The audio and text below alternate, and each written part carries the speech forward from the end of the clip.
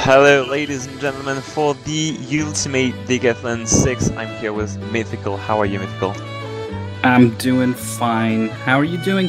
You're not Twin. What happened? Who are you? No, I'm not Twin. If you don't know me, that's normal. I actually normally cast the UD for the French stream, and Twin is unfortunately not here today.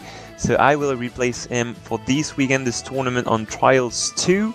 For those who are new to the Ultimate Decathlon, it's a 5-month speedrunning tournament where we are releasing 10 games.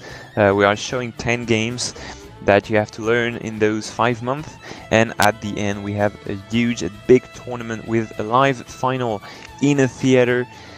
This week is a learning tournament where we are showing Trials 2 that we revealed a week ago, so players had a week to learn the game as best as they can, basically.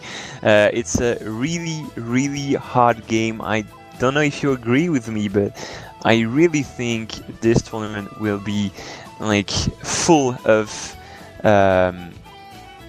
fails and huge things, and players going first and then falling at the end of the leaderboard. Yeah, for sure. Trials is.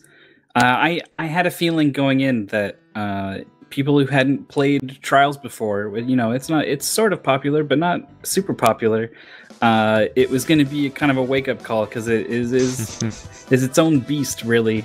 Not a lot of tilty bike games. Not everyone grew up playing Elastomania, so the weird mechanics, the way you control the bike, the way how you're not even really controlling the bike per se, you're controlling the rider on top whose weight will flip the bike. The way that only the back tire is the one that actually spins when you rev the motor, so it needs to be touching the ground or you're not going to go anywhere. These things are not intuitive, so I did think there was going to be a lot of people who would get tripped up, and I think that was the case. I think this was something that a lot of players struggled with. But looking at the leaderboards, I can see at least 10 names here who have got over the 200-point mark of, I guess it's 16 minutes for trials. Yes, it's absolutely insane. The leaderboard has gone crazy this weekend. We have Puppets Master, which is an absolute beast on the game, that actually had to calibrate the 200 points mark before the start of the season. He was the one who kind of tried the speedrun of the game before anyone else, and put the 200 marks at 16 minutes, and it came out that so much people beat that time. This is absolutely crazy, but we all know that in race this will be totally different. We are looking here at all the runners that will compete today, so we've got some familiar names. I don't know if you recognize some. Oh, for sure. I mean, I've been watching the Trials leaderboards because I was pretty curious how this one would go. And I'm seeing, Cellrex, Skunk Off, and then Muex, I think, is on there a little further down, and Puppets Master as well. So those are some of the top names I expected to see, but there's a ton of names that are becoming more and more familiar to me just as I've become more and more familiar with UD6. I'm seeing Malaman and Explode, Ryuka, Magic K, Electrolyze, Sable. I really like seeing, getting to know these players a little bit, just a little. Yeah, and that's pretty fun because all those names you just said aren't people that were actually really good in the last season, like UD 4, 5.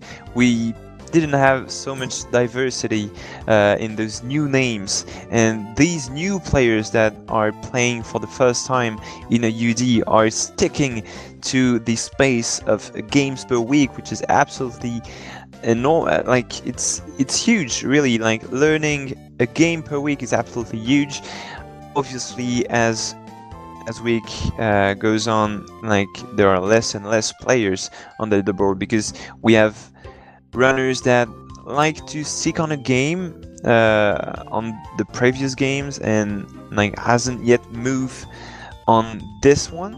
So these players are players that were like, yes, Trials 2, I really like it, or either players that want to keep the space of a game a week, which is pretty big. And so we will see how it goes. We mentioned the fact that in the leaderboard we had a lot of 200 points, but we all know here that in a race condition it's absolutely different.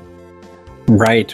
So I was watching a lot of the top players warm up here before we got started, and just seeing off the splits compared to their best times that they've uploaded on the leaderboards to get these nice point values. A couple runs that they did were pretty far off those times. Almost a minute over their personal best. So that's because this game is it's pretty mean. There's a lot of there's a real lack of precision, really, that you can maybe take a look at. Although this video is going to make it look incredibly amazing and precise and super cool, and I don't think you're going to see nearly as many flips and driving. I guess it's not really a wheelie if you're all the way backwards driving on the back tire. Probably not this many flips for sure, and really fun ways of kind of rebounding off of things to give yourself a kickstart in another direction. I think the players are going to be, even if they were able to do a lot of this stuff, we would not see this in a race because it is so hard to pull off, and sometimes those checkpoints are really far back. Yes, indeed. We had a trial in the previous UD. This was the UD3, where we had Trials Evolution. If you ever played Trials Evolution and Trials 2, you will definitely note that the physics and the maneuverability is completely different. In Trials 2, it's really way more precise. You are flipping much more easily, and you got to be really balanced on your inputs to be as fast as possible and as safe as possible. So, and moreover, in Trials Evolution of the UD3, we didn't have the right of checkpoints. Here we will have checkpoints, fortunately, because every tricks are difficult. Here we are looking at the Devil Tifa card. So one of the best player of the UD. He's here since the UD2, and definitely have like monstrous time on every game so far. Yeah, Devil Tifa was a familiar name to me from the past season of UD6 and or UD5 rather, and Twin was filling me in on some of the history. It was not just UD5 that Devil Tifa was a part of and making a name for himself, going all the way back, and having over 200 tournaments in UD under his belt is a phenomenal player. He actually won UD2, UD3, and were a finalist, of UD4 and 5.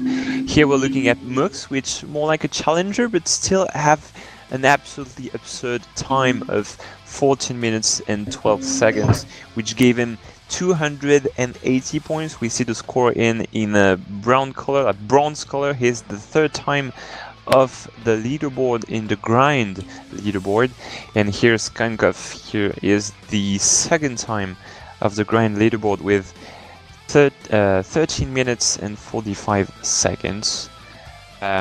We haven't seen him so much on some games. Like, he really selected his game on like what he liked to do. So it's a good method in my opinion. And Trials 2 were definitely one of his game of his heart. And here Purpose Master is the first in the leaderboard with 13 and 31 seconds. I can describe his skills like is a monster in every Trials game, and especially Trials Evolution, where we actually met him in the UD3, but also in every other Trials. He didn't play Trials 2 before the season, but as I said before, he was the one that calibrated the game for this season. So he learned the game before every other to tell the organizers how many the time of the 200 points. It's definitely the favorite of this tournament. Yeah, he kind of wrote the book, and in some ways, perhaps not maybe on how to play Trials, but yeah, setting the bar perhaps is the better analogy. Yeah, that's it.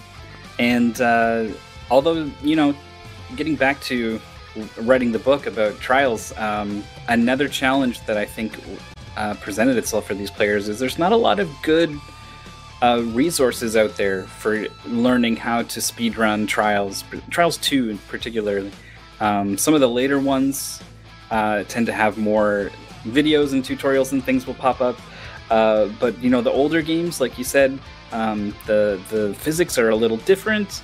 I couldn't find any level by level resources prior to UD starting, so players had to kind of figure some things out for themselves on this one. Yeah, that's also due to the type of the game, which is not a game where you will have big tricks and big skips and big glitches. It's just playing well, playing safe, not dying, and like doing your best on the game itself. It's not really as every other speedruns. Alright, so the run just started with those 4 players we mentioned before. Yeah, level 1 starts off pretty easy. Yeah. The goal that we're going to be doing today is the easy levels and the medium levels, and then we're going to cut it off there. That was plenty for our players to chew on and learn over this past week. And going for some pretty crazy flips there was Puppet Master. Didn't quite make it happen. Yeah, he tried to flip just after the tire because you just don't have enough speed to go above, so you're actually forced to make a sort of flip.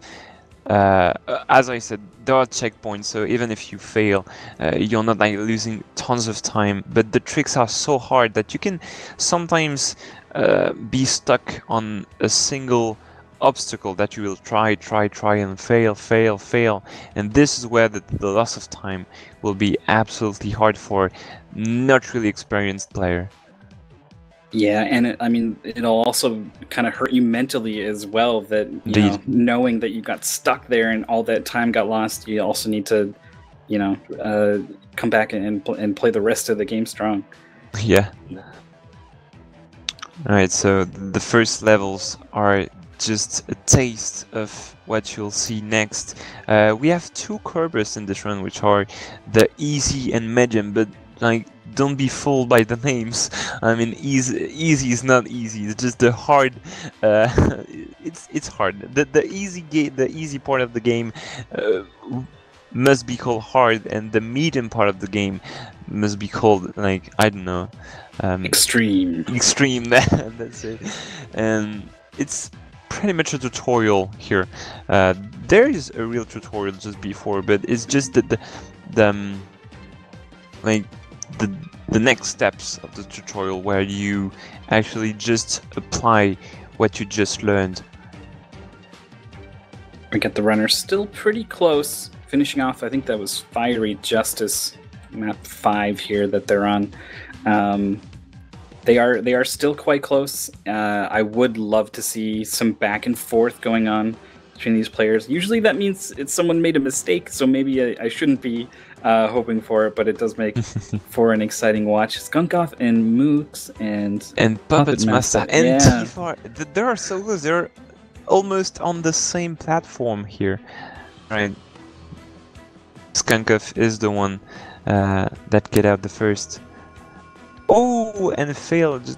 I don't know what happened. Oh, alright. The head of his pilot actually hurt the ladder. You really must be careful, because there is not only obstacles down, but also on the ceiling and just above your head, and you got to be careful to where your body and your head is, because there are a lot of stuff above your head too.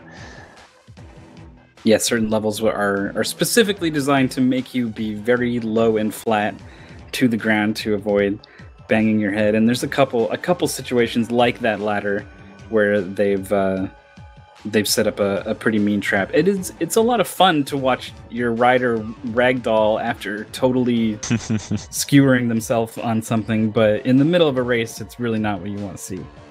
Yeah, definitely. Oh, Skunkoff is actually nailing it. I'm quite surprised. Puppets Master is just behind. And Skunkoff going for the high route. Yes, indeed, with this loop. I haven't quite figured out which is the fastest route through this level. Everyone seems to kind of just end up where they end up and flow with it. I don't know. They seem pretty comparable. Yeah. It's like, it's just about habits, and I mean, in this game, you don't want to do things based on how much time it takes. You rather want to do things based on if you're safe on it. Oh, Puppets Master is using the FPS, like the first-person view on those tunnels. I haven't seen that. It's pretty fun, because yes, indeed, there is a first-person view. There are lots of views actually that you can select by toggle and the input of the camera, and he used the first person in the tunnel, because you actually can't see your pilot in those tunnels.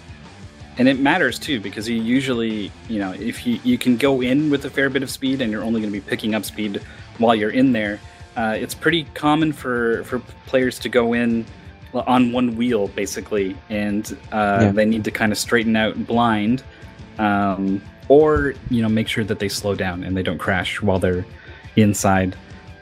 So that is a really interesting strat there that I don't recommend first-person camera in many situations in this game, but apparently that is one that is very cool to see. I'm trying to figure out who's in the lead here. I think Puppets Master is, but like Muix is right there. Is just ahead. Like, okay, now I see. Now I see. So close still. Devil Tifa not too far behind as well. If anything happens to any of these three players, Devil Tifa is going to be right there to take that place. Yeah, and they're not using the same camera view, so it's even harder to guess where they are. As you can see, every level has pretty much the same style and the same graphic elements. Ooh, costly fall for Puppets Master. Well, it's a couple it's not that costly, but having it happen twice now. Mooks barely holding on. Yeah, that was sick. He managed to actually balance himself on his rear wheel, and that was crazy. And he didn't crash, so that's the main goal. I mean, do not crash is the way to go. You don't even care about seconds, and well, obviously you don't want to be too slow, but it really is secondary to stay upright on the bike is the number one priority, and it's hard for sure, and it's the kind of thing where that barely was so rotating enough to prevent him from hitting the back of his head on the way down. You don't get a lot of air control once you've left, so being able to barely rotate out of the way of that was a nice job there. Yeah, so Mooks is ahead of everyone with everyone else on the previous level. Deviltify and Skunkoff, it's at the same time the level where Mooks is, and Puppets as well. Pretty tough sequence there, trying to keep your bike flat. This is the level where everything wants to make your bike not be flat, and your bike wants to be as pretty much as flat as possible. There's a lot of little changes in terrain, little bumps and things, and Mooks is making it look easy here. Yeah, actually, if you accelerate a little bit too much with no stability, where your both wheels are not on the ground, you can fall really, really quick. So I'm pretty sure this is Boulder Dash that Mooks is starting. I think it's one of the harder levels. We'll take a look at Puppets Master, who is just about to finish off long journey. Those obstacles are so horrible, like the obstacle where you have to go backwards and keep your stability and your balance. It's really hard. Yeah, there's, you might think it's as simple as leaning the opposite way to keep the bike flat, but how fast you are drifting backwards plays a role in things. Probably barely getting up to that first really tough jump, I think. Mooks is all right, making it happen, great. But Puppets Master has caught up, is very close behind, just one jump behind Skunkoff a little earlier in the same level. Oh man, they are neck and neck. Yeah. There is only, I think, 3 more levels after this. This is going to be I Want Squirrels. I don't know when or why squirrels became a thing in the series, but they are. And so you can see them scattered around the level. Players not going to be too concerned about where the squirrels are hiding. Much more focused on a lot of the jumps here. More pipes in this level. They have bumps on the ends basically, so they're a nuisance to drive over in pretty much any capacity. And then a long fall, looking to steady himself. Puppets Master did tilt there, hit the checkpoint, and is going to be okay, but has dropped back now by just, I don't know, a second and a half. It's so close. Yeah, Mooks actually made a great move here, and that was the landing was absolutely sick and really precise. And he won a second or two. Can this does the difference? I don't know, because now they're Mooks managed to actually go faster on this obstacle. Puppets Master is struggling on this. Like those ascension are so hard. You really have to make your wheel really stick on the ramp. Yeah, you can control, you can move the bike side to side by moving your rider back and forth, but it's a really jerky motion. And so if you do anything when you're on one of those really steep slopes, you're going to jerk one of your tires off of the slope, and there's no way that you're going to be able to ascend. So the only way you can really control yourself is by how much you feather the gas. You need to make sure that you're hitting it just enough so that you're actually going up the slope, but not too much so that your front wheel doesn't start to come off the ground. And so you kind of just got to feel it out, and as soon as one of those tires starts to pull away from the ramp, you're pretty much done. You're going to have to either restart from the checkpoint or wait until it comes back down, if you're lucky, or you might end up sliding all the way down. It's really tricky, and it's something that tripped up a couple of players here. Another slope for both Mooks and Puppets Master, and Mooks is kind of stuck here. Could maybe try to jerk yourself forwards, but in that situation you might get stuck there doing it for a while, so he opts to just hit the checkpoint and then a crash as well afterwards. It's looking like Puppets Master is going to run away with it here in the end.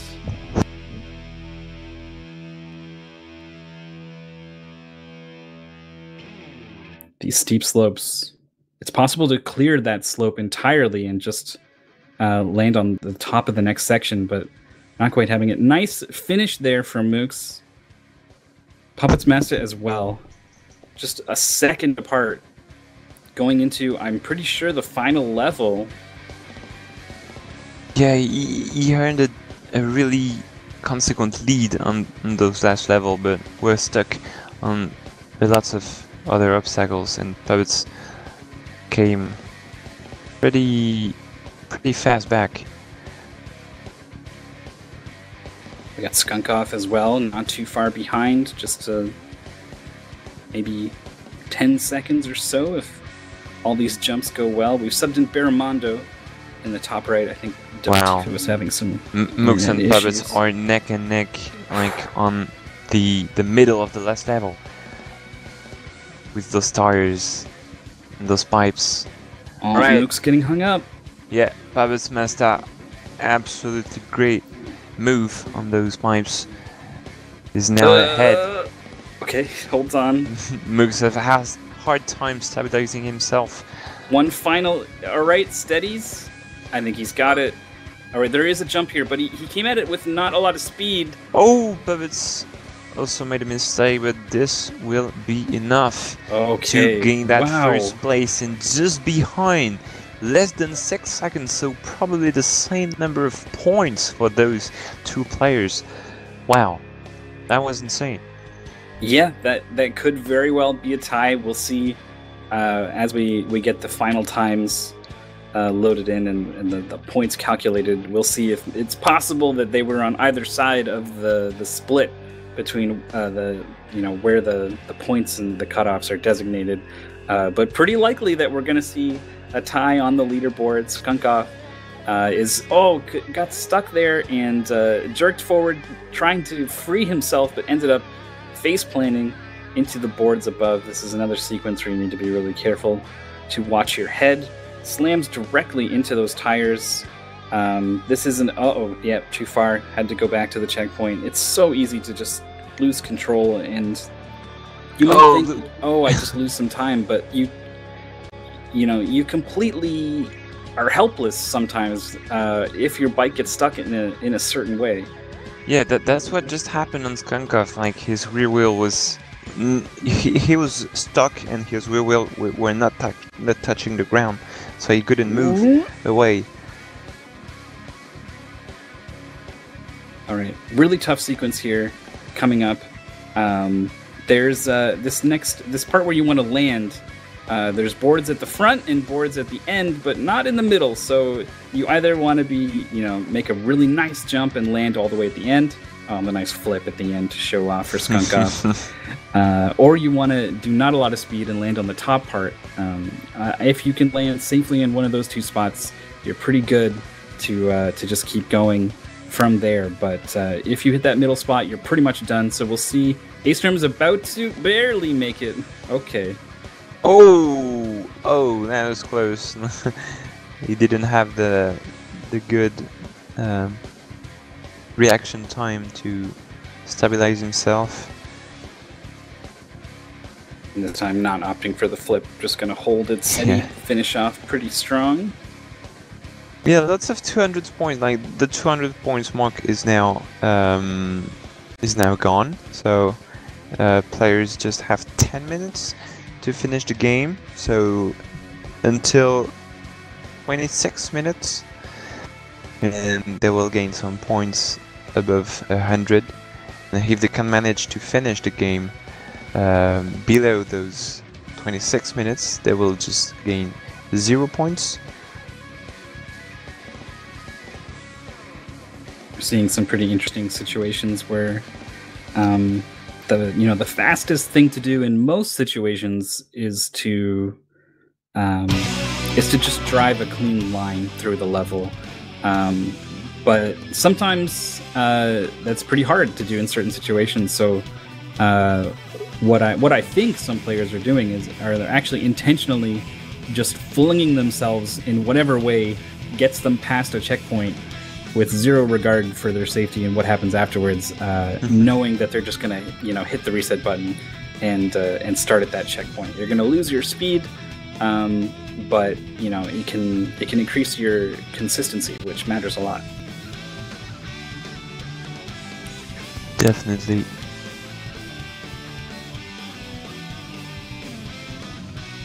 Alright, so now we're heading to the hard part where we just switched the players, and now we are trying to figuring out where they are.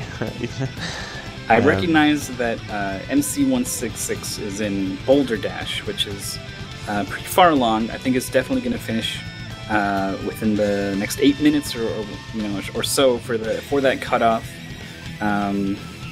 And our other players are, I think that they're on pace. I'm seeing some medium levels here. Which ones specifically, I'll need to wait for something to trigger my memory. But MC166 is this really tough section of Boulder Dash. There's kind of 3 tough parts here, and this is definitely one of them. You want to make sure you land pretty much flat on that pipe more than anything trying to else. go backwards here. All right, that could do it. Oh, yes, that's great. The checkpoint.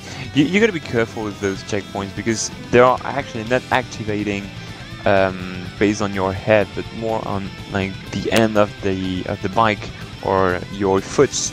So sometimes you think you will activate it, but actually they're not. Conine finishing the final map there. The end for him.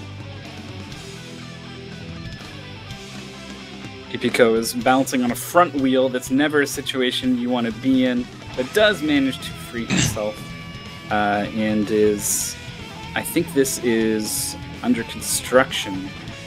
The Pipico. No, this is it. This is the end. This is the last. Yes. Oh, great flip. Oh, not so great. Looks like this is the strat everyone is using, trying to flip above those obstacle using the first tire.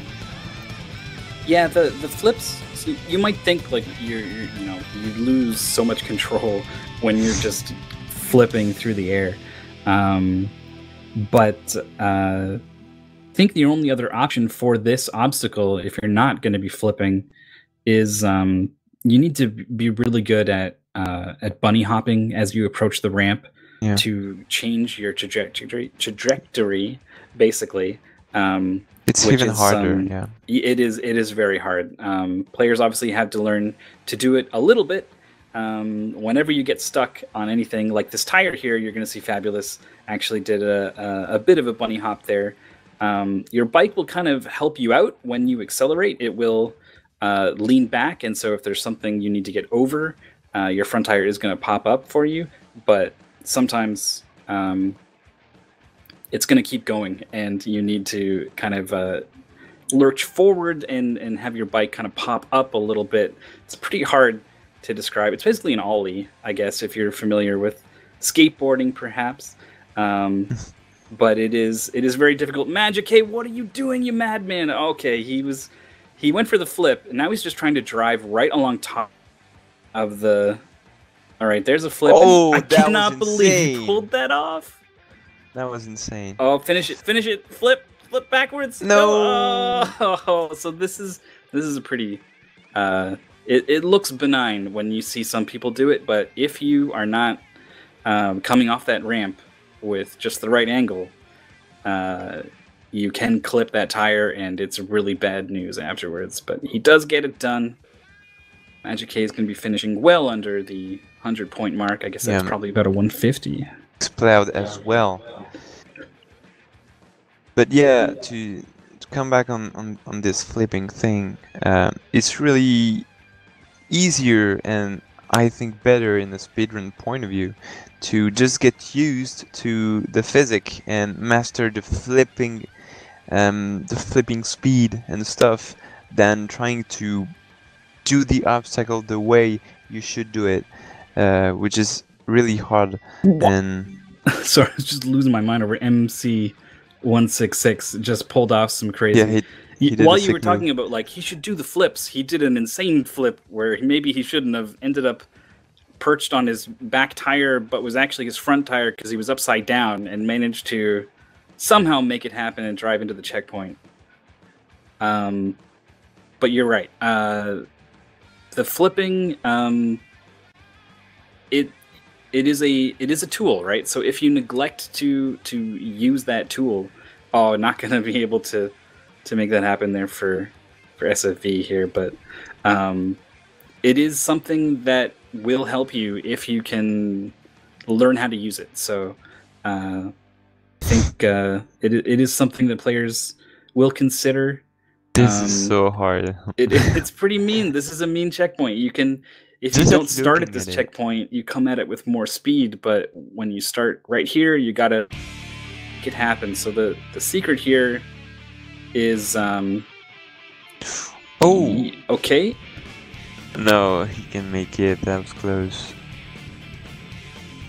See how he's going, like he's flipping so fast if his front wheel is not sticking to the platform.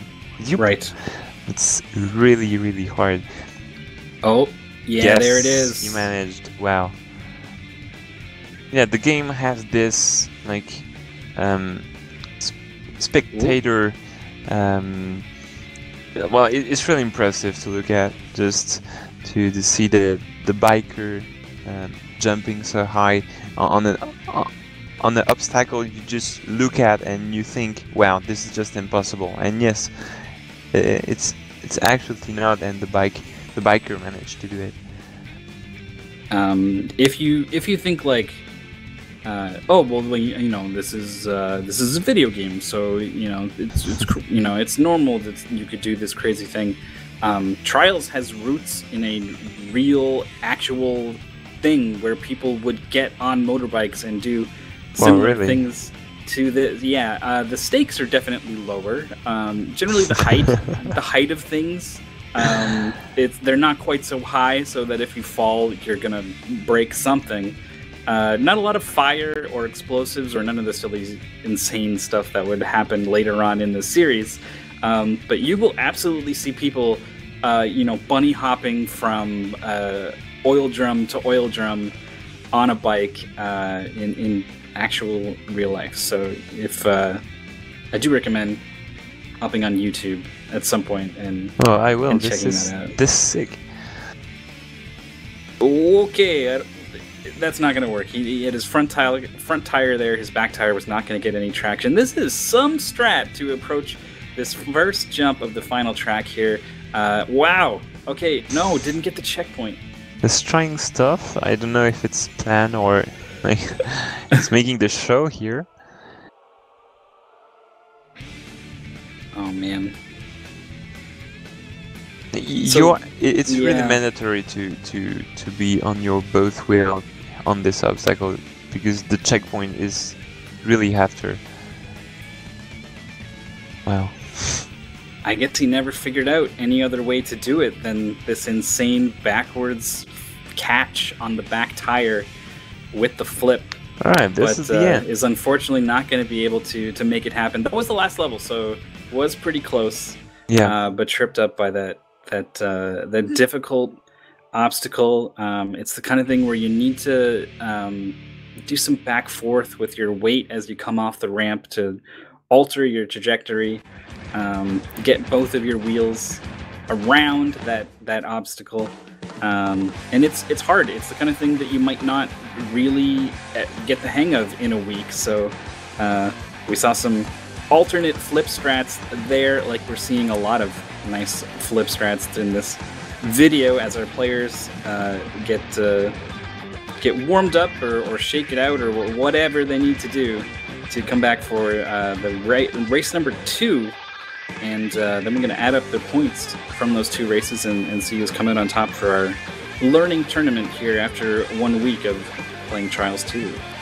Absolutely, and every player that didn't have the time to finish this round will get a second chance, or they have the choice, either trying a second run right now or finishing the first round, but they will not be able to compete for the second one, obviously. Alright, so the leaderboard will show up in a minute. I don't know what to say except that in a single week compared to what we saw on a blind run or even the community race. The level has really gone crazy. Yeah, I cannot believe 7 people finished this race over the 200-point mark. Not to mention, we see Ryuka there, who I'm pretty sure was not above 200 points coming into, or was right on the cusp at 200 points flat in 11th place. So I'm pretty sure that was a PB by just a little bit. It is a PB. His PB were 200 points, so he gained 4 points on his PB, which is approximately 24 seconds. So it's pretty good. And other players as well who were not quite setting PBs. Oh, big deal. They didn't literally do your best in the one race today, but still doing absolutely fantastic. I cannot believe so many people finishing with that dark black, mean, menacing 200 points, making a statement. We can see some of the players here who didn't quite get to finish. But we are seeing that a lot of people did, actually. You know, we only had 28-ish entrants, and it looks like 21 managed to get under our cutoff point. So that's a pretty good ratio. It's a pretty good ratio considering the fact that Trials 2 is a hard game, and the 100 points mark is really not as easy as it looks. 26 minutes is really going fast. Like, yeah, and when you're trying your best on trials, where you die a lot, when you try a lot, and on such edgy game, minutes and seconds actually goes away pretty fast. Right. We've been stressing a lot that players are aiming for consistency and safety in this game, but you know, eventually the points today are really going to matter. Eventually the players are going to get more consistent and familiar with the game, and so we might see players start to shift towards you know, away from consistency and more towards trying to pick up those extra seconds here and there. There are some, you know, there's some opportunities to gain some big time in a couple stages. You know, it's not often that there's like a big trick or a shortcut or something, but there's a couple in there in this goal that no one is opting for right now. But we might see players start to take jumps a little differently to go, you know, over the top of something that they previously weren't.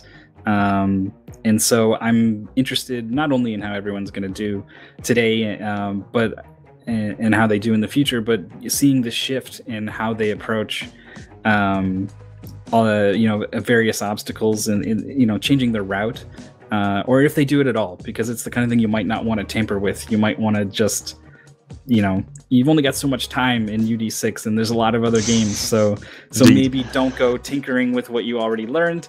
But yeah, you know, there's a lot of decisions that need to be made, and I'm looking forward to seeing what everyone does. Yeah, it will also be interesting to see like what players are doing after this week, and if on the next week, on the first competitive tournaments with the 10 games in a row, if they will lose some skills because they learned other games. I don't think Trials 2 is the kind of game where you don't lose too much by not playing. I really think that if you stop playing for some days or even some weeks, it's really, really hard to come back and you don't think it's like riding a bike? I don't think it's like riding. Indeed. I think you're right, actually. This is it's a game about feel, right? You're feeling how fast the bike is going, how fast you need to tap the accelerator, how hard you need to turn, when you need to lean back or lean forwards, and it's the kind of thing that is that's what leaves you when you take time away. You know, your visual cues, you can pick those up again pretty quick, but the feel is what takes time. So this will be a challenge, I think, for players to come back to. But for now, here they go. Yeah, second race now on the second level, and the first mistake is made by Puppet's Master. Surprisingly, Devil Thief by Barramundo. We have Barramundo right now on the screen that did actually well on the last race, but we didn't get to see him. There's a couple people who we tried to get them on stream, and they were finishing as we swapped them in. They were just everyone was doing too well. Right now on the third level, which is quite straightforward, not so much big tricks, and that's pretty much that's why when you make a mistake on the first level, that's what happened on Puppet's Master screen. It's quite mentally difficult to come back and keep focus, because you're like, oh no, I can make a mistake on such easy levels with so much hard levels yet to come. We've got Mooks out in front with the other three players very, very close to each other, and also, not too far behind Mooks at all. Of course, it is early. We'll see how things develop. We got Barramundo stuck at the bottom of a ramp here. He's going to have to... Stabilizing himself, yeah. There we go. And Puppet's Master was almost in a weird situation there where he was going to come down where there was a break in the track, and that is always heart-wrenching when you know that that's a possibility, trying to get your wheels in the right place to make sure that you don't get stuck, and he does. He's going to move on here. Alright, Puppet's Master came back now on Devil Thief's and Barramundo's back with, insane loop here for Tifa. Barramundo as well. Puppet's Master, yes, it's good for him. This loop is really not as easy as it looks, because at the end of it, you really have to have the good speed and the good angle to not bang your head on the platform above. It's really hard, and it's really neat to do. And then this repeated slant section here is something that I think will really test the player's patience.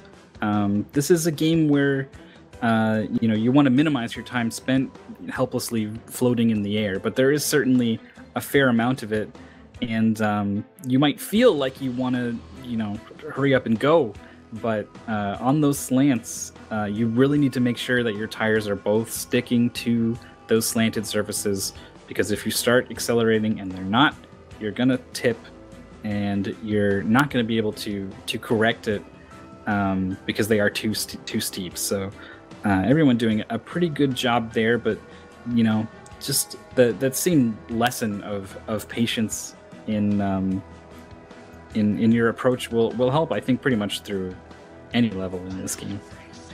Alright, Mooks ending this level. Devil Thief a second behind. Barramundo 3 seconds behind, and Puppet's Master just after. They're like just between the first and the fourth runner, you have 5 seconds. So this is pretty close. Yeah, we're on number 8 here. Where's the Ground, which is a lovely name for a level that has you soaring through the air. You can at least see, roughly where you're going to land for most of it, but then there is an absolutely gigantic jump towards the end. And, when you have just the way physics works out, the higher you are, the more potential energy you have. And so you can transfer that into a ton of speed if you can stick the landing. And on top of that, you're not done yet. You do need to finish it out. So we'll see if the players are able to, how much speed they get through the final sequence, and whether or not they can hold on to it into the finish. Big jump here for Double Tifa. Oh, yes. That's perfect. He actually had to slow down. Really good landing. Now going on this level, it's getting tricky right now. And alright, Barramundo is now the last. He just handed the level, so just there are maybe 5 or 6 seconds behind. Already done with ups and downs. Have to watch your landing. Good advice. Mooks and Puppets Master actually on frame, on the same frame of the game, and just behind Tifa. Don't adjust your monitors. This is in fact 2 different streams you're seeing in the top right. Indeed. Right, Puppets Master, a little mistake before the end, so he's conceding 2 or 3 seconds behind Mooks right now.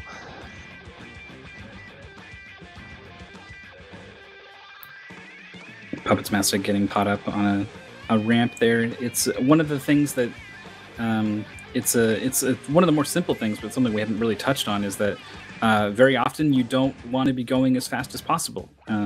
You want to be making sure that you are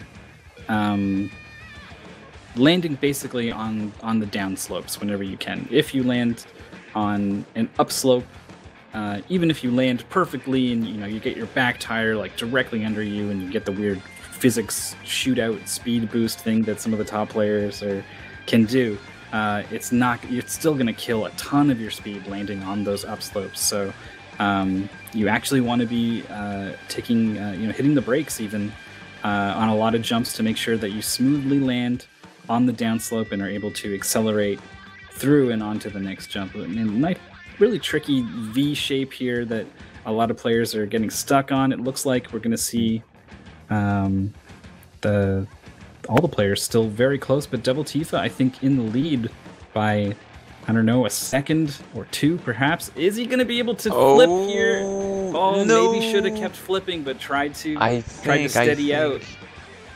I think this, if he was flipping, he would maybe trigger the checkpoint with the speed. I don't know. Pretty hard to say, but this little mistake made Mooks coming back, and actually he's now first. Oh, they're alright. They're tied right now. Pretty much. It's hard to say anyone's in first really when it can switch at the drop of a hat. Puppets Master getting hung up a little bit here on some uneven terrain. If you sometimes there's just a weird bump, and if you don't approach it the right way, it's gonna act weird. It's gonna pop one of your tires up in a way that you need to be ready for, and it can catch you. So here's the section where you want to try to keep your bike flat. The farther you lean back to cross the gap, the safer you are, because your front tire is definitely going to clear and it's going to land, and you're going to have enough momentum to go from there. But the further you lean back, the more your back tire crashes into whatever you want to be driving on, and that's going to kill more of your speed. So it's a trade-off there for the players. One of the much smaller trade-offs. There's certainly some really big things you can do to go faster that are very risky, but there's tons of small examples like that too, where players are trading off consistency and speed. Yeah, pretty much. Alright, Puppets Master managed to actually go first. He were really faster than the other here, and obviously no mistakes. So he was third, and now he's first with pretty sufficient lead right now. One of the biggest leads we've seen so far, which is honestly not a lot. It's been quite close, but is doing really well in what I think is one of the hardest levels. Trying to save it there, wasn't quite able to make it happen. Is in a scary situation there. Yeah, that's very hard to land. But checkpoint's right there, so he's going to be able to continue on, and he still maintains the lead. Mook's doing some pretty crazy wiggling in the air back and forth to try to steady his bike, and it worked out really well. Is going to be able to... No, not able to straighten out, but the checkpoint right there is hot on the heels of Puppets Master. Yeah, that's why you see how checkpoints are necessary in this category. There were a discussion about either activating the checkpoint or not for the race, like as they did for the Trials Evolution on the UD3, where you had to finish every map deathless, and this was a no-brainer for this game. This is absolutely impossible to like make runners learn this game for such a competition where you need to learn 10 games, and saying them, no, you don't have to die. Yeah, I imagine the discussion didn't last very long when you guys were figuring this one out. I don't think, I mean, certainly some levels in a run, players will do deathless, but I don't think anyone has even, like, I don't know how many deaths people have got in their PBs, but there's definitely a couple, so you would be looking at a huge time loss. And so, yeah, it's pretty straightforward decision. Puppets Master actually leaning too far back so that his when he collided with this ramp here, it sent him flying forwards in a way he was not ready for. All right. And Mux is just behind, like a single or two jumps behind, which is 5 or 6 seconds. And they are tied, just to remind yourself that Puppets Master and Mux are actually first. Both are first with 218 points. So this is the duel right now we're seeing, and they are neck and neck. They practically synchronized. Mook's not able to flip enough to stick this landing. This is a pretty actually tricky drop. Making sure that you bounce off the wall with enough speed to actually get back over to the left side, because you cannot fall straight down. That's not going to work out. Wow. Puppets Master able to hold on there, was barely in control of his bike, kind of bouncing and skidding off the top of a lot of different surfaces, and really impressive finish of medium 7, I think that was. I'm pretty sure we're on the final exam, the final level of our goal. Puppets Master ahead here of Mooks. Yeah, just a couple seconds, and just if you see Mooks less than 6 seconds behind, then there may be a tie on this tournament, and Puppets Master stuck here on these jumps. Mooks managed to go a little faster. Puppets Master was looking pretty unstoppable coming out of that previous level, but it's definitely lost ground to Mooks in this one. Almost hit his head on the ceiling there, managed to clear that gap so well. Actually driving on the ceiling backwards to get yourself onto that platform is going for it here. Oh no! Mooks here, bunging himself just before the checkpoint. And Puppets Master looks absolutely unstoppable in this last level and will win this race in the tournament. GG. And like I expected how could I say a bigger domination from him, seeing the lead he had on the leaderboard, but it was a tough part for him, a tough tournament with great competitors, such as Mooks, obviously, and Berumundo and Tifa are now really tied. Oh, and just when I say that, that's a pure jinx here with this mistake. That's how it goes. All right, into the final, second to last checkpoint, I guess. Pretty weird things happening for both players. Is that jump going to work for Devil Tifa? It is! And for Berumundo as well. This is a tie. Wow, the leaderboard will be insane, because I think Tifa was 2 and Berumundo was 4.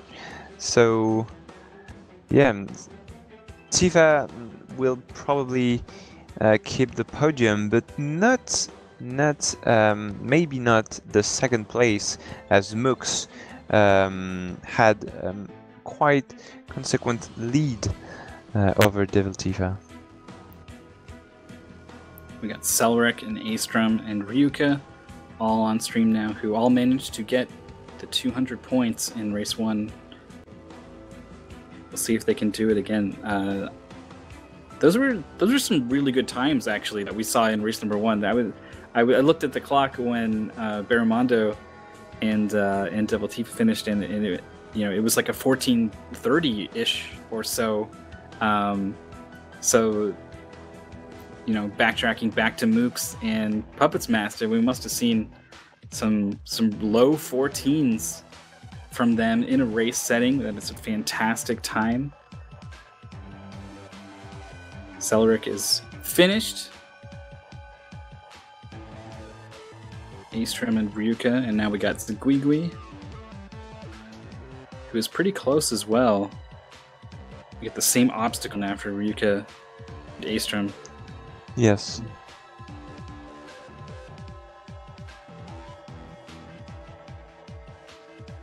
Oh, and Ryuka just kicking off there with the back tire. Alright, so the 200 points is now gone, and it's crazy to say, but the player you are seeing are really good players. Finishing Trials 2 in almost less than 16 minutes is really a big performance. But the 4 first players we saw in this race were so good, so ahead of everyone else.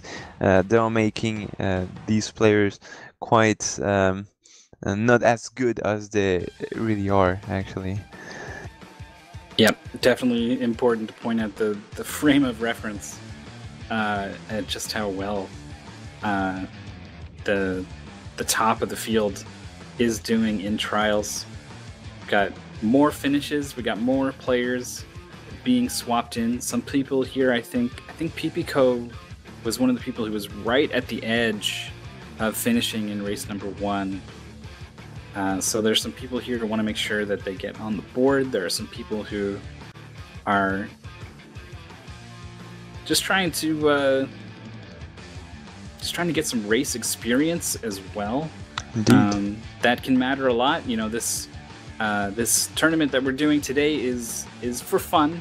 Though certainly some people will find fun in competing and playing to win and all that. But the UD will get fairly competitive. We'll start to focus on multiple games in the events until we get to the full decathlon, and it will also start to matter. It will start to count towards qualifying for the grand finals, a fantastic live event in France. Theater rented out, 500 people, live audience, very cool. Something to play for sure. And having the experience of having played in a competitive format like this, that experience is really important as well. It is. We've seen so much player, really good times, really good PBs, just crashed out because of lack of experience on those tournaments, and because racing a game has nothing. Is nowhere near grinding a PB, so it's really difficult. And where for the players who are aiming for the grand final, the top 4, when you're so emotionally investing yourself, when the time comes, if you're not sure of what you're doing, if you're not precise, if not everything if everything isn't clear in your head, then you will just not be as solid as you need to, because the pressure, the stakes are so high when you invest yourself that much, and you can lose all of your means. Some of the things you're saying we're bringing to mind.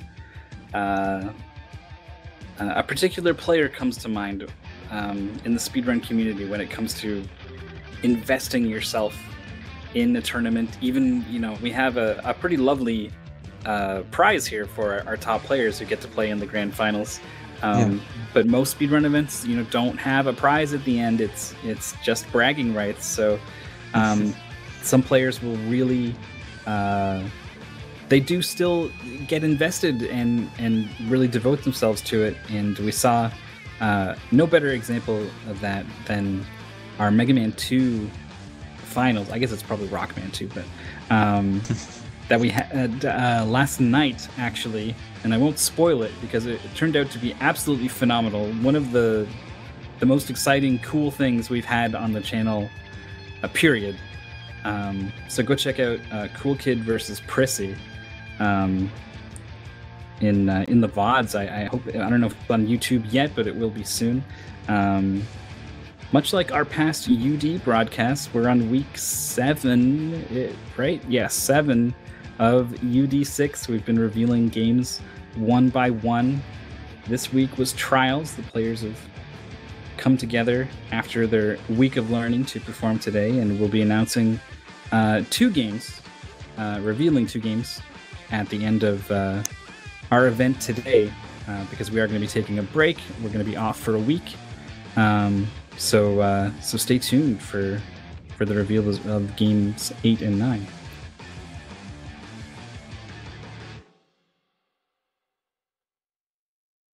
Kerpuik is having a bit of trouble with this backwards sort of flip. It's not quite a flip, it's extended because you're actually driving on the ceiling backwards, so it's not one smooth flip. But it is somehow not dead, but was not going to be able to recover. So yeah, this is how you realize like flipping here is just the best solution than bouncing on the little barrel. Yeah, he'll manage. Yes, all right. So 4 minutes left for the runners right now. Magic K pretty far along in the final exam as well. PPCO. I'm trying to remember what map this is. Might be Long Journey. And MC166, who was doing some pretty crazy backwards bike driving tire upside down stuff that was pretty fun to see, is also very far along here, starting the final level.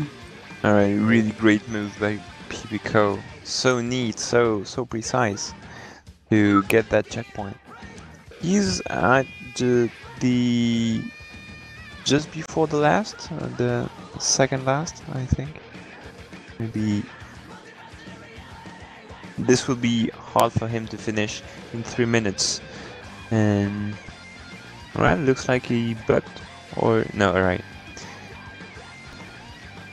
He's still trying, and now all the players you see will have the opportunity to actually finish the run to submit a time. Pico was going for like a triple flip on the way down. But yeah, you're right. You get those player cards that are a wonderful thing that are sort of integrated into the UD website, and you can sort of see your progress in all these different games unfold visually before your eyes on this card. And one of those things on that card is your best time in a race, as opposed to your best time just grinding out your personal best. So players who are interested in getting that score on there are absolutely going to be doing their best to finish it out here. Really tough situation for PPCO. Does get enough speed to get to the next checkpoint. Nice job. Meanwhile, Magic K is finished. Going to be about a 24, low 24. Yeah, it's also an important indicator for us to see if either a player is doing good in race or not, because we've seen so many games in the past UD where racing had nothing to do with grinding, like roguelikes like Nuclear Thrones, or things like that. It's really important to have a race leaderboard so we can see if a player is not only good in grinding a PB, but also when it comes to just launch the game and finish it as fast as possible. After all, that is what the format of our official competitions will be once we get started later on. The first one, I got a calendar over here. It's going to be, I guess we start doing the 5-game playoffs 14th of July. So there's over a month away but there's still 3 more games the players are going to have to learn, and you're going to want to brush up on all 5 of the games for that event. So it may seem pretty far away now, but for these players, it will come up pretty soon. Yes, and with 3 more games to go, with 2 games announced just after this race, stay tuned. Those players still has a lot to do to be able to compete in the 10 games in a row tournament. Or not in a row, but 10 games tournament. So we're not going to quite get to see a couple of these players finish, but they are absolutely going to keep racing, get those times on the board. Yes, indeed. But that is going to do it for our broadcast. Well, no, let's jump in the gun a bit. We do have some results to look at, don't we? Because we're pretty sure that we're going to see Puppets Master come out on top by a couple of points. Yes. But there's going to be some scramble, I think, for some of those other spots beyond those top 2. I'm pretty curious, actually. Especially, actually, the second place is not sure, because we had Devil Tifa a point ahead of Mux, but Mux finished really ahead of Devil Tifa, and I know, but this will be close for the second place, and it's not sure at all. Devil Tifa had the lead, but Mux was first in this race, so we'll see how much point he gets and how much point he had to earn relatively to Tifa. One of the great things about UD6 is that we do have this point system, and so here it is. We can finally see Puppets Master is going to be our winner for today. Mooks is going to stay in that second place position. He was third. Ahead. Devil Tifa was the second man, and like it was probably because of the streaming delay that we had, but Devil Tifa had the second place with 218, Mooks third with 217, so just a single point. But Mooks did an enormous performance on the second race and managed to take that second place. Devil Tifa still probably, and I'm pretty sure of that, happy of this third place. Barramundo did really great with this fourth place. We didn't actually we didn't have the eyes on him, but really a player to look at. Skunkov and Serek managed to stick with the 200 points, and Zigwiwi for the first time had his second points.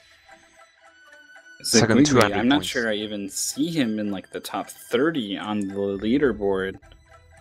Oh no, never mind. He's number 8. So that was not quite a PB for Zigwigwi, but very close. I really like to see Skunkov with the 15-point improvement in race number 2. Yes, it's crazy. It's maybe more about it didn't go so well in race number 1. He got off to that rough start even early on in level 1, and maybe he let that get to him. Maybe he hadn't warmed up yet or what, but he came back for race number 2 and was able to really show what he's capable of. And that's what we were talking about, the experience in race. Remind yourself that Skunkov is the second man on the grind leaderboard. He's got the second time, so he was definitely one of the biggest favorite for this tournament. But unfortunately, he's really new to the UD, really new to this speedrun tournaments, and yeah, the pressure of the race, maybe the sort of favorite position he had on the second place. Maybe he lost some of his capabilities, but nevertheless, the times he managed to do is pretty sick. Yeah, I hope that he's happy with his performance, even if he's number 2 on the grind leaderboard. Finishing in 5th or 6th, or I've already forgotten. But outside of that top 2, top 3, but you know, to come back for race number 2 and put up the 2:17, you know, that was, I think it was the fourth or fifth best run of the entire tournament, right? So capable of keeping right up there with the best, and that can be big. That can be a confidence booster going forward. You know, when you step up for whatever the next tournament happens to be, which I guess we don't know currently, but we'll find out pretty soon. Yeah, like the next 2 games will be revealed really soon, and the 8th game, to be precise, will be released in a minute. I actually don't know the game, and I'm the only commentators that refuse to be spoiled about the game, so I don't have any I don't know, any clues about it. Maybe you have some for the viewers, but I do know the I'm games. totally blind. I do not know them. So even knowing what game number 8 is, I can't drop too many hints or anything about it because it's pretty obscure. Game number 9, though, is can think of a couple things, but it would give it away immediately, so I can't do that. But it is a more recognizable game. It is a fairly different game. I think the closest thing to it that we've seen so far in UD6 is Cuphead. But right. Let's stop talking about it. Let's go ahead and take a look. We've got a trailer here for UD6 in general, and then it's going to wrap up with the reveal and a lovely gameplay trailer of game number 8. Here we go.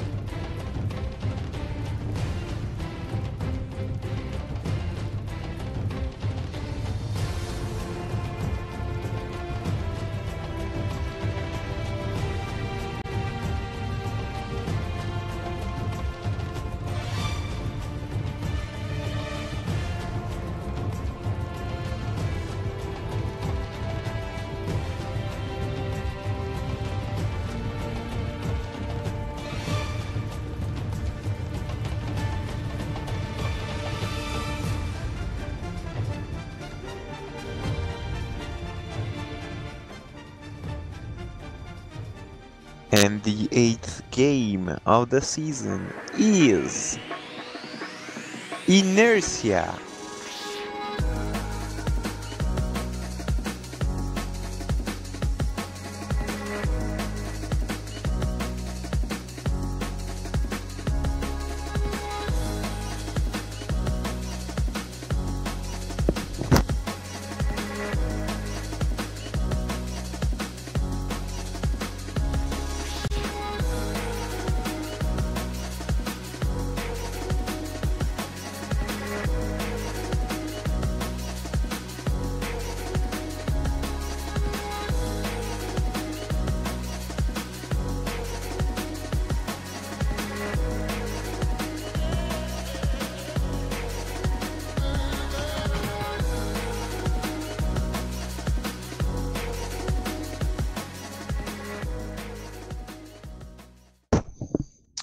Alright, for this game, wow, I'm quite surprised actually, just for the people who are not really familiar with the community.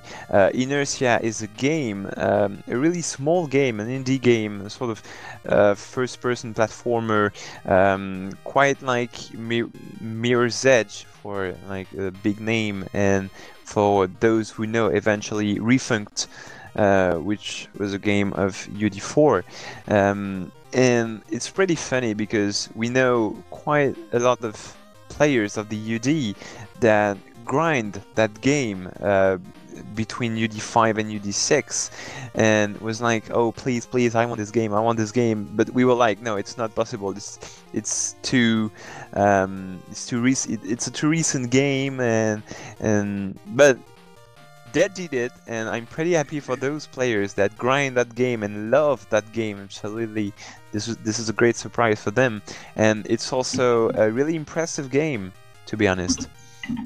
Yeah, so this explains something, because I was looking at the speedrun leaderboards for this game, and I'm seeing a lot of French flags. I'm seeing a couple familiar names on here, and I was like, wait a minute, I thought this was supposed to be secret, so that explains why some French runners have been putting times on the board. Expect to see Zof and Mooks in particular do pretty well in this game this season.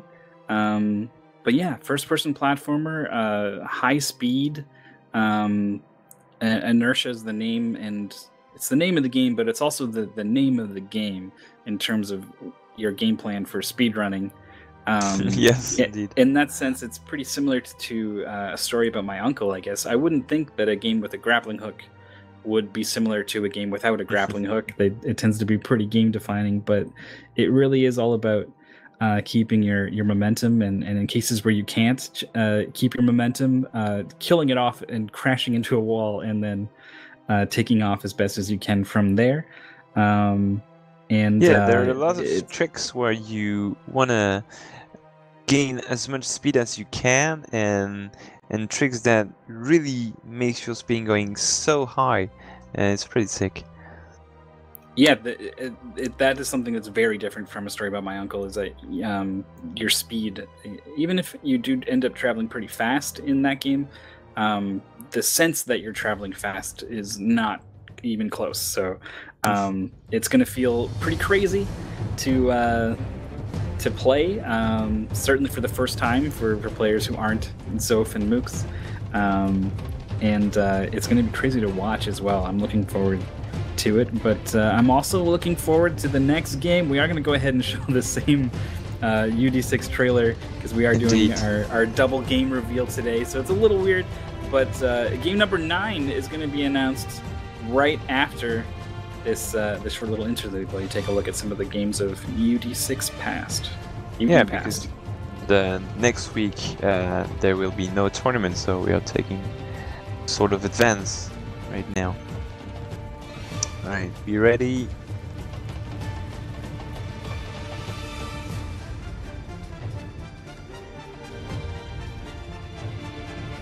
And the 9th game of the Ultime Decathlon 6 is Metal Slug. The first one. That's right. You got Marco. You got the other guy. And I always pick Marco because I like when he says Marco, but it is the classic, amazing looking, fun to play run and gun. Yes. And it is for that reason I likened it to Cuphead, but it plays quite different. And it's probably something that players are not going to be super used to. I mean, I think a lot of people have played it, but not a lot of people have speed ran it. They're used to, chugging quarters and throwing their 10 bombs or whatever. So approaching a really well-known classic game like this with the mindset of speedrunning it, I think is going to be, I hope, exciting for the players. It's also important to know that in the UD3, there was Metal Slug X, and this is a license that really touches me quite a lot, because UD3 were my first season as a player. I was really hard invested in it, managed to go to the final, and so this game is really printed in my head as like the game I liked the less in the whole season, but still it's still an important game for me. And seeing this Metal Slug, which is the first, it's not Metal Slug X, but the graphics are pretty much the same, the mechanics are the same, and it's just the level design and maybe the AI, which will be different, but it will be really fun to see how new players will get into this game compared to the players that were here at the Ultimate Decathlon 3 that are usually already used to speedrun this kind of run and gun. Yeah, that could be a huge advantage. All the Metal Slug games play fairly similarly. Certainly, they all have their nuance, but the way the jumps feel, there's kind of a delay to the jump and getting up in the air, and then you've got some side to side momentum once you're up there that feels pretty heavy but also floaty, and in addition to it just being a lot of D-pad inputs can be, I don't know if it's just me or if it's most people, but anything that has me constantly moving the D-pad wears out my thumb in a way that is pretty. It makes a difference over a long period of time. So there's a lot here that new players, I think, are going to have to deal with. Also, hitboxes. The game has these lovely, beautiful looking sprites, but the way they animate all over the place makes it sometimes not so clear where the hitboxes are. Yes. So some time's going to be needed to spend to suss that stuff out. Yeah, it's really important because depending on how where you are, you're not using the same weapon, especially the knife. The knife, you only can use it if you're on an enemy, and if you're just not quite on the hitbox of the enemy, you're using your weapon and not your knife. So yeah, all this kind of stuff, especially not dying in this game, is really important, where everything in this game has been made to kill you.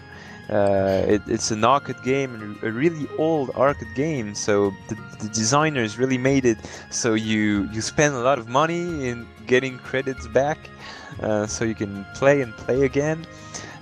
So this will really tough, and as far as I remember on Metal Slug X, it was really punitive in that extent of not dying, because if you die, you're using all your bombs, your weapon and stuff, and it can be really tricky to come back. Yeah, players are, I mean, I don't know what the players will do with their time, but you might find players who have practiced, like, here's what I do when everything goes well and I have the shotgun or the flamethrower or whatever, and here's what I do when it doesn't go well, because I need to know what to do when your firepower gets vastly reduced and you start seeing cycles of a boss that you haven't seen before, because normally it's dead by now, but it's not. Yes. It's still alive. And you get like 10 grenades when you respawn, but you might have lost 50 or 60. So it's the recovery from deaths and just dying in general, not dying in the first place, going to be huge factors for our race. That will be, I think we are going to have a community race on Thursday. That's still. It, yeah. Community race on Thursday, no stream next weekend, and a community race on the Thursday after on the 9th game, so Metal Slug, and then the tournament, the learning tournament with Game 8 and Game 9, Inertia and Metal Slug. Alright, so I think we're done for this this stream, Ethical, and so yeah, if you haven't checked out the UD yet, you can go in the chat, type exclamation mark, sorry, UD, so you can have all the details of it. And so yeah, see you next Thursday for the community race, and in 2 weeks, Saturday, for the official learning tournament with those 2 games we just announced. Yep. Stay tuned for, well, the channel's going to go down for a little bit. It'll be back in about 30 minutes. Up next is going to be some Super Mario Odyssey bingo, but there's lots of things happening on all the channels. Today on Speed Gaming. So thanks so much for coming out and checking out UD6, and we'll catch you on Thursday. Yes. Goodbye.